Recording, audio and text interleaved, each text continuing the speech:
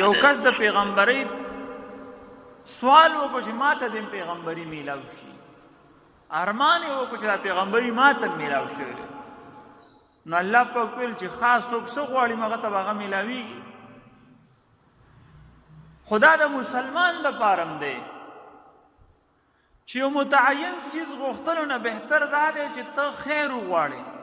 موږ ته الله پاک چې د خیر غوښتلو طریقه ښودلې ده. ربنا آتنا فی الدنیا حسنه، هر مونځ کې تاسو وایئ ربنا آتنا فی الدنیا حسنه، الله په دنیا کې راته خیر راکړي، یعنی کوم چیز زما په حق کې خیر یې هغه راکړي. که هغه د رشتې په حقلې سره دی. بعض اوقات یو انسان په یو ځای کې رشته وټاکي چې زه به همدا رشته کومه او د هغې دپاره وظایف هم دي، دعاګانې هم دي، او چې بیا هغه رشته وشي نو په مصیبت کې په غم کې بیا چې دی بیا وظیفو له رامنډې وی او بیا چې دی دعاګانو دپاره منډې وی او ختمونه کوي چې اوس خو په کور کې ورانه دی، جنګ جګړه ده. نو هم تا غوښتي و دغه بلا دې غوښتي و، اوس چې دی ګرځه دغه جنګ جګړو ته چې دی ځان ټینګ که. که تا د دې په ځای باندې خیر غوښتی وی، تا دا سوال کړی وی چې الله که په دې رشته کې زما خیر یې نه وی کړي، نو که بیا پکې خیر وی نو الله به کولی، او که پکې خیر نه وی نه به کېدی. دا استخاره څه ته وایي؟ دا هم د دې دپاره. استخاره مطلب دی د الله نه خیر طلب کول. نو په دې اهم معاملاتو کې استخاره ډېر اهمترین چیز دی. او استخاره په خپله باندې کول. نن سبا خو دې نه یو رواج جوړ شوی، رسم جوړ شوی، یو لس میسج به ما ته راغلي پلانې استخاره سنټر او پلان چې ستاسو ضرورت یې موږ بدله چې دی استخاره کوو. اوس خو باقاعده دا څنګه چې دا ګڼ کپان په دې نور راوتي دي په دې مختلف سکیمونو کې، نو اوس په دې کې هم چې دی راوتي دي. وایي به زه بدله استخاره وکړم، نو بیا به تور ته پیسې ورولېږي، هغه به تا دپاره استخاره کوي. خدای خبر شه چې څنګه استخاره کوي، خو تا ته به وایي چې وکړه یا مه کوه، بیا ته پوهېږه شه او کار دې پوهېږه.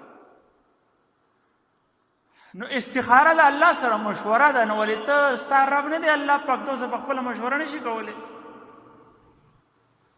نو څوک هم ځان داسې مه ګڼئ چې مطلب زه نه شم او چې دی ما له دې پلانې کس مشوره وکړي. په خپله الله سره مشوره کوئ، الله دا کار کومه دې کې خیر شته او که نه وکړم او که ونه کوم. الله دې سبا په څه باندې زړه مطمئن کړي، په کولو یا په نه کولو په حقې باندې چې دی لاړ شه. نو انشاءالله چې زړه دې په کولو مطمئن او بلکې الله به د زړه هغه طرف ته واړئ چې په کومه کې د خیر.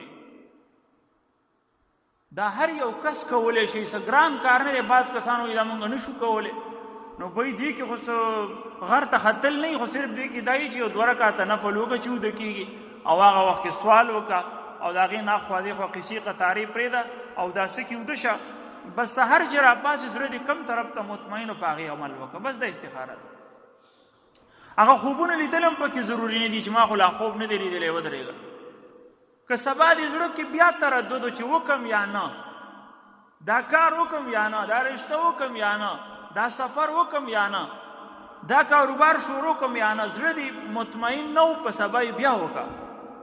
چې څو پورې دې یو طرف ته زړه مایل شوی نه وي تر هغې پورې ته دا جاري ساته. لہذا په خپله په دې باندې چې دی عمل کوئ، دا هر یو عمل په خپله باندې کوئ. تاسو ټول مسلمانان یې ماشاءالله، 5 ټیمه مونځ کوئ.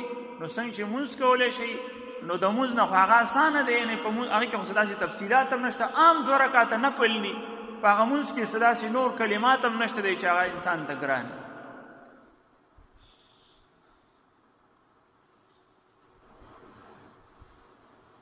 نو بعض اوقات انسان څه یو څیز وغواړي، نو تاسو ته مې ویل چې یو څیز متعین کوئ مه چې دا هم ما ته میلاو شي. دا کاروبار زه شروع کړم، ما دپاره دعا وکړه چې دې کې زما کار وشي، دا نوکري ما ته میلاو شي. بیا هم په هغه نوکرۍ کې خفئ، ځکه تا په خپله غوښتې ده. تا خو پکې د الله نه خیر نه دی غوښتی. که پکې خیر یې نه ودي شي او که پکې نه نو نه دي کېږي.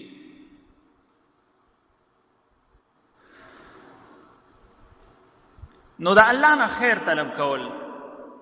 ام للانسان ما تمنا، انسان هر ارمان دغه پوره کېدل ضروري نه دي چې په دنیا کې پوره شي.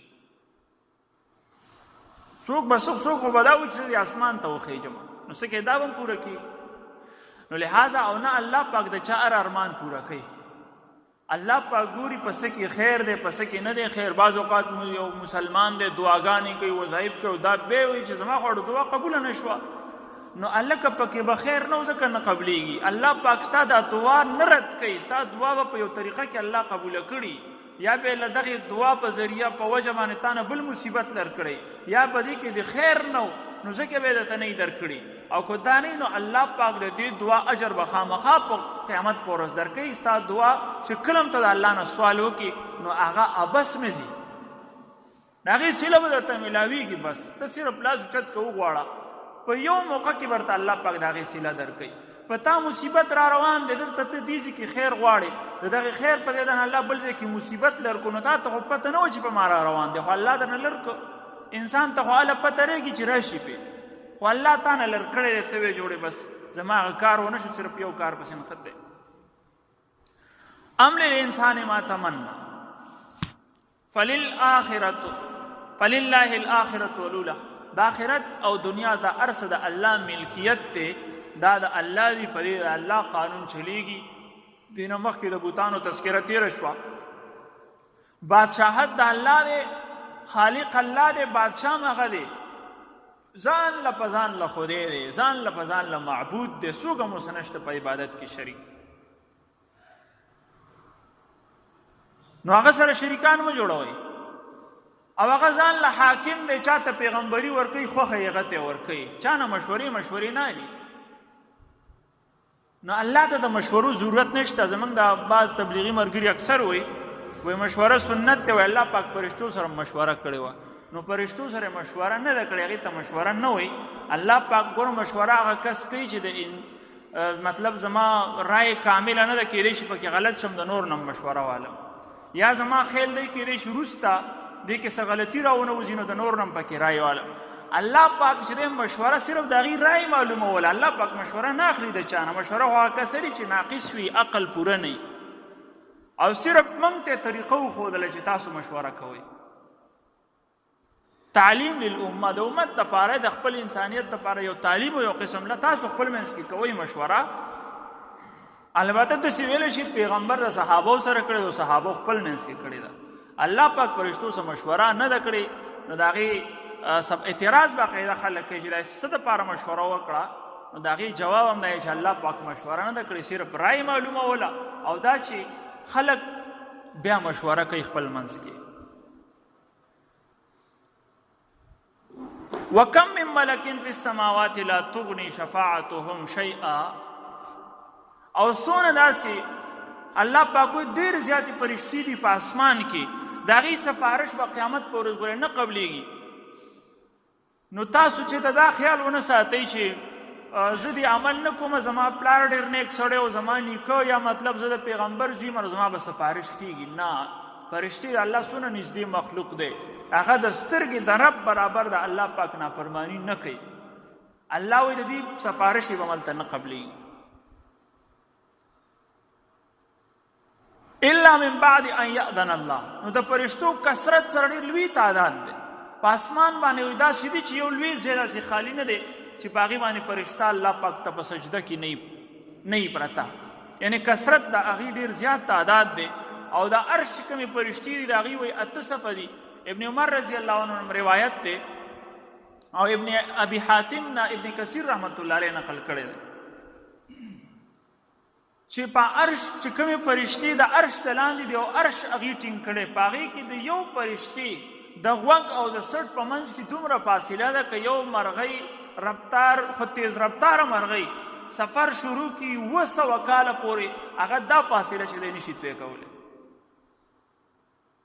نو دا دونه لوی فرشتې او تاسو ته ما اسمان باندې د هغې لوی عمره ځای هم نشته چې سجده کې نه وي پرتې فرشتې دونه کثرت دی او دونه غټ وجود دی د جبرائیل علیه السلام تذکره تاسو ته ما بلوز کړې وه.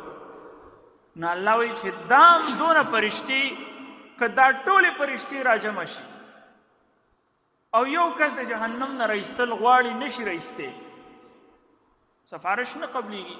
الله پاک وایي الا من بعد ان یأذن الله لمن یشاء. زه چا دپاره اجازت ورکړم نو هغه سفارش کولی شي هغه مسلمان دی ګناهګار مسلمان. د کافر دپاره څوک هم سفارش نشي کولی. چا چې قبر ته کفر یوړو بس د ده سلسله بنده دنه دا نه یو پیغمبر د جهنم نه رایستی شي بچ کولی شي نه یو فرشته ځکه الله فیصله کړي قرآن کې ان الله لا یغفر ان یشرک به ویغفر ما دون ذلک لمن یشاء الله وایي زه نه معاف کومه مشرک الله وایي چې زه نه معاف کومه فیصله قرآن کې وشو قرآن دروغ نه وایي دا الله پاک کلام دی نو چا چې کفر یوړو بس د ده سلسله ختمه البته چا ایمان وړی دی کلمه یې وړې لا اله الا الله د دې قدر به وروسته بیا معلومیږي انسان ته دا کلمه چا وړې ده اسلام سره مسلمان د دنیا نه تړې نو هغې دپاره چې دی سفارشې به کېږي پیغمبران به هم سفارشې کوي فرشتې هم کولی شي خپل خپلوان علما حافظان نیکان دا ټول به سفارشې کوي په هغې کې به په سفارشو کې انسانان نو الله وایي چا دپاره چې زه اجازت ورکمه ویرزو د چا سفارش خوښ کمه نو هغه د مسلمانانو سفارشونه دي چې یو کس ډېر ګناهګار دی اعمال غلط اعمال زیات دي جهنم ته د تلو قابل دی هلته کې سفارش وي الله پاک به را بهر کړي ان الذین لا یؤمنون بالآخرة الله پاک فرمایي کوم کسان چې په آخرت ایمان نه لري که نه نو دوی فرشتو ته د زنانو نومونه یادوي د هغوی ذهن دا دی چې دا فرشتې دا ښځې دي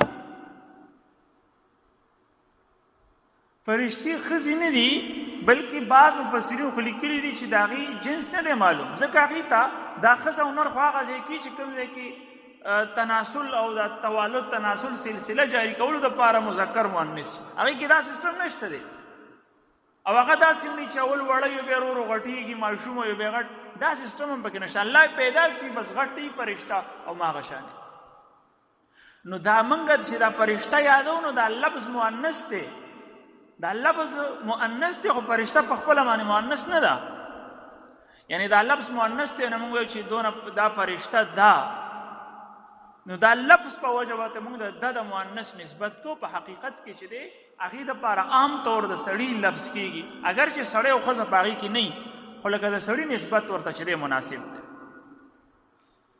نو دوی خو چونکې ویلو چې دا د الله پاک لوڼه دي نو ځکه یې وله د ښځو نومونه ایښي او ویل به چې دا فرشتې د الله پاک لوڼه دي چا په اعتراض وکړو چې مور یې څوک ده نو دا پیریان دا جنات العیاذ بالله وایي دی میندې نو دا عجیبه عجیبه خیالات د هغوی وو کما قل خلقو ان الذين لا يؤمنون بالآخرة لا يسمون الملائكة تسمية الانثى دا دې فرشتو ته چې د ښځو نومونه دي هغوی دا وایي چې دا ښځې دي دا زنانه دي د الله پاک لوڼه دي العیاذ بالله الله پاک څه وایي وما لهم به من علم هېڅ سند ورسه نشته په دې خبره باندې هېڅ دلیل ورسه نشته دې ته د کمې نه پته ولګېده چې دا فرشتې دا خو ما پیدا کړي خالق یې زه دوی خو لیدلې هم نه ده فرشته نو بیا ورته څنګه دا وایي چې دا زنانه دي یا د الله پاک لوڼه دي